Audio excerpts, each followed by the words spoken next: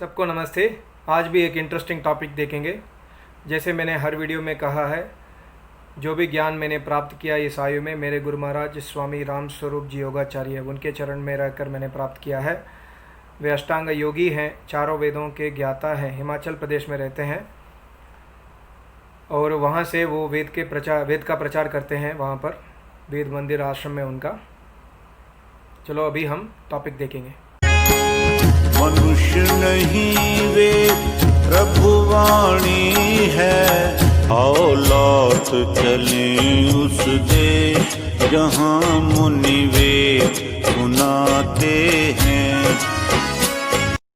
हमारे देश में एक ब्लाइंड फेथ ट्रेडिशन बन गया है आजकल करीब 2-3 हज़ार साल से कि नारी को वेद के ज्ञान नहीं देना चाहिए। सबसे पहले बात, ये वेद विरुद्ध बात है। वेदों में ऐसा ईश्वर ने नहीं कहा है। ईश्वर ने वेद विद्या सबके लिए दिया है और मेरे गुरुजी भी अक्सर कहते हैं कि वेद विद्या पुनः इस देश में स्थापित तब होगा जब नारी को हम वेद के ज्ञान देंगे। क्योंकि नारी जो है गृहस्थ आश्रम में जब माता बनती है, माता निर्मात्री भवती, तो माता जो है बच्चों को वेद के ज्ञान देने में समर्थ है। और जब बच्चे माता से वेद सीखते हैं कि वो आचरण में लेके आते हैं। तो मैंने आपको अभी एक वेद मंत्र आपको बताऊंगा। उसमें भी ईश्वर ने यही कहा कि सबके लिए ये ज्ञान देना चाहिए। और हमें ये भी समझना है कि इस सृष्टि को ईश्वर ने रचा है। सूरज, चांद, सितारे, हवा, पानी, जल, आकाश, ये सारे जो है ईश्वर की बनाए हुए पदार्थ है। ये पदार्थ सिर्फ नर के लिए, सिर्फ नारी के लिए ऐसा नहीं है। सब लोग इसको इस्तेमाल करते हैं और ये पदार्थ सब लोग, जैसे हिंदू, मुस्लिम, सिख, ईसाई, पारसी, जैन, बौद्ध, सब लोग इसको इस्तेमाल करते हैं। ऐसे ही सृष्टि रचना के साथ साथ ईश्वर के ज्ञान जो है वेद, इसको भी सबको इस्तेमाल आज भी हम कर रहे हैं, पर इसको मानते नहीं हैं। वेद से ही आज जो भी हम यूज़ कर रहे हैं ये सारे ज्ञान वेद से ही निकला है। हम रोटी खा रहे हैं, घर में रोटी बनाने का ज्ञान भी वेद से ही निकला है। तो हम वेद के जो विद्या है वो लेडीज़ को नहीं देना चाहिए, ऐसा कहना बहुत बड़ा पाप है। अभी आप एक मंत्र देखो, यजुर्वेद का 26 चैप्टर का दूसरे मंत्र है, उसमें मैं सिर्फ आधा ही सुनाऊंगा आपको। ओम यते मां वाचं कल्याणी मां वदानी जनेभ्यः ब्रह्मराजान्यभ्यां शूद्रायच्च आर्यायच्च स्वायायच्च अरणायच्च। इसमें ईश्वर ने कहा है कि यते माम, ईश्वर ने अपने लिए माम यूज़ किया, मतलब मैंने, ईश्वर कह रहा है कि मैंने जिस तरीके से वेद का ज्ञान ये समाज के लिए दिया है। यहाँ पर ये शब्द आया है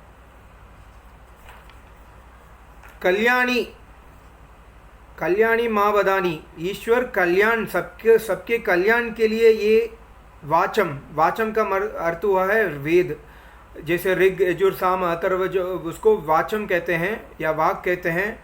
वेद के वचन जो है ईश्वर सबके कल्याण के लिए दिया है और ईश्वर ने खुद दिया है इसको। और इसमें ईश्वर ने कहा कि जनेभ्यः है। जनेभ्यः का मतलब है सब जनता है।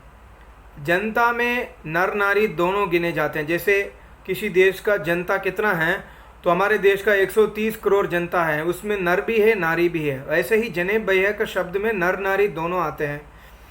पर आप किसी भाष्य को अगर पढ़ते हैं, कई भाष्य ऐसा है कि जनेभ्यः का ट्रांसलेशन में सिर्फ वे लोग ब्राह्मण और क्षत्रिय, वे पुरुष को ही जनेभ्यः कहते हैं, पर ये वेद विरुद्ध है। जनेभ्यः का अर्थ है सब जनता है। इसमें कैस्ट सिस्टम नहीं है वेदों में। तो सब जनता, सब नर नारी वेद विद्या को ग्रहण करने में समर्थ है। ईश्वर ने खुद कहा कि यते माम, मैंने दिया है जनेभ्यः, संसार के लिए, तुम लोग के लिए मैंने दिया, ईश्वर यहाँ कह रहा है। और इसका और भी इस यहाँ पर क्लैरिटी दे रहा है, ब्रह्मराजान्याभ्याम। ब्रह्म मतलब ब्राह्मण जन, ब्राह्मण जो वर्ण है, ब्राह्मण वर्ण। कास्ट सिस्टम वेद में नहीं है।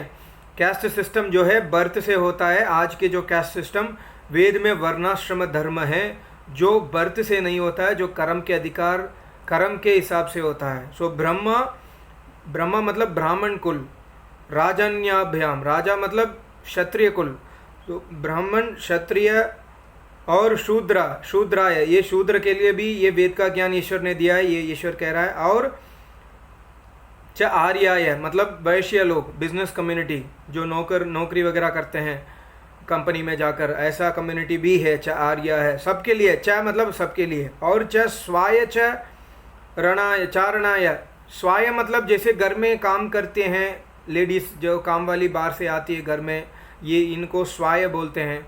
और च आरणाय, सब कुछ लोगों को हम नीच भावना से हम देखते हैं, ईश्वर ने यहाँ पर सबके लिए ये वेद का ज्ञान मैंने दिया करके कह दिया है। मतलब एक भी इंसान, एक भी आज के हम किसी को ट्रीट करते हैं ये गार्बेज उठाने वाले, ये नीच कर्म करने वाले, नीच कर्म मतलब जैसे कोई डिच क्लीन कर रहा है, इन लोगों को हम दूसरे भावना से हम देखते हैं, पर ईश्वर ये नहीं देखता, ईश्वर भेदभाव नहीं करता है। ईश्वर ने सबके लिए ये चाय डालकर चाय का मतलब और इनके लिए भी, इनके लिए भी, इनके लिए भी ईश्वर ने ये चाय का इस्तेमाल किया। और यथे माम, मैंने खुद दिया, ईश्वर कह रहे हैं। तो ये ज्ञान जो है इस मंत्र से साबित होता है, एक तो नर नारी दोनों के लिए, दूसरा सब कैस्ट, जो आज हम कैस्ट भी कहते हैं, अगर सारे कैस्ट में जितने भी इंसान हैं नर नारी है, उनके लिए वेद विद्या है, ये यहाँ पर प्रूव हुआ। और ये देख लीजिए, और एक अथर्ववेद मंत्र है, इसमें नारी के लिए स्पेसिफिक है। जैसे उसमें कहा है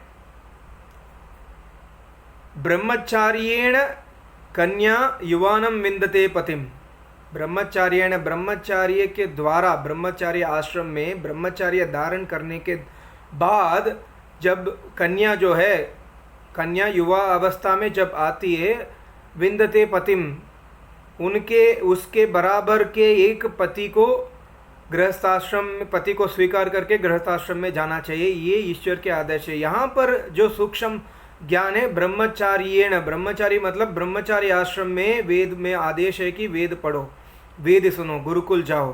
तो कन्या, ईश्वर ने कन्या का शब्द उपयोग किया, ये भी क्लैरिटी हुआ कि यहाँ पर कन्या जो है छोटे बच्चे, जैसे 6 साल के बच्चे हैं, 8 साल के बच्चे को गुरुकुल में भेजना चाहिए, गुरु के पास, वहाँ पर ब्रह्मचारी धारण करके वे वेद के ज्ञान पढ़ेंगे, सुनेंगे। ये भी ईश्वर सारे डाउट यहाँ पर भी क्लैरिफाई कर रहा है।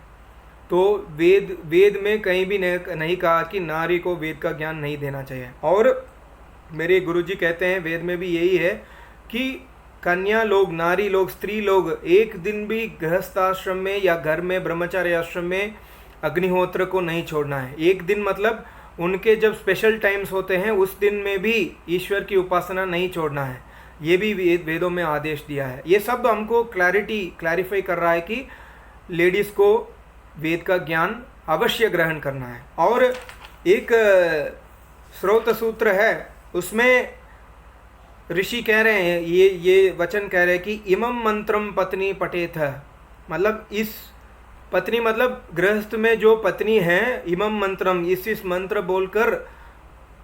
बोलकर यज्ञ करें, यज्ञ में इस मंत्र को बोलकर उच्चारण करके आहुति डालें। ये ऋषि का वचन है स्रौत सूत्र में।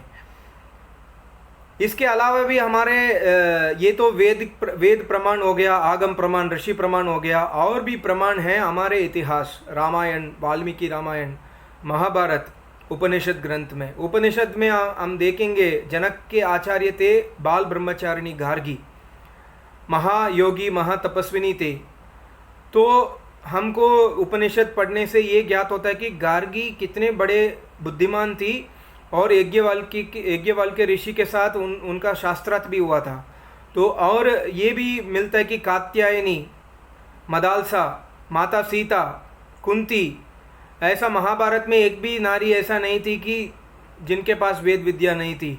रामायण अगर पढ़ेंगे, श्री राम को माता सीता जो तर्क प्रश्न करती है, उसमें हमको समझ आएगा कि माता सीता कितना बड़ा विद्वान थी और कितना बुद्धिमान जीवी थी, जो वेद के आधार पर उनको ऐसा बुद्धि मिला। तो ये सारे प्रमाण, इतिहास भी प्रमाण है, वेद भी प्रमाण है, हमारे ऋषि मुनियों के ग्रंथ भी प्रमाण है कि वेद विद्या नारी को ग्रहण करना है, नारी को देना है, ये हम सबका कर्तव्य है। और मेरे गुरुजी अक्सर ये मंत्र से बोलते थे कि स्त्री ही ब्रह्म बभूवित। गृहस्थाश्रम में स्त्री जो है ब्रह्मा के पद में है। ब्रह्मा का अर्थ है शब्द ब्रह्म के ज्ञाता है, उनको ब्रह्मा बोलते हैं। गृहस्थ आश्रम में स्त्री ब्रह्मा कब पद पाएंगे, जब वो बचपन से वेद सुनी हुई है या वेद पढ़ी हुई है, तभी तो गृहस्थ आश्रम में वो ब्रह्मा पद लेगी।